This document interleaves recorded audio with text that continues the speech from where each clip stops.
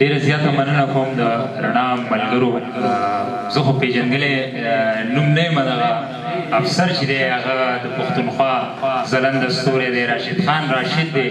ډېر ښه شاعران موږ سره چې دی موجود دي، ارشاد خالق صاحب، عدنان زیګر صاحب، معین غزل صاحب.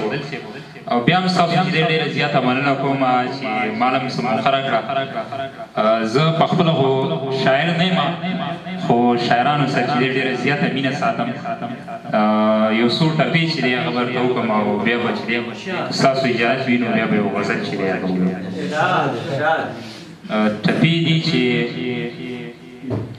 که ټول جهان جانان جانان شي، که ټول جهان جانان جانان شي، زما د یار په شان جانان به چرته وینا.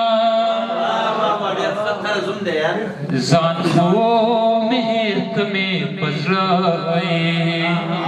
ځان خو مهر ته مې په زړه، د بل وطن جانان تله د یادومه. دا ډېرې خولې ډېرې خبرې، دا ډېرې خولې ډېرې خبرې، د چا چا خولې له به برغولې جوړومه. او جانان پتلو کې په شاګوري، جانان پتلو کې په شاګوري، په پر هرې زړګي مې مالګې دوړوينا. او په سوګندونو نه پاکېږم، په سوګندونو نه پاکېږم، که زه قرآن په سر پکړو ګرځما.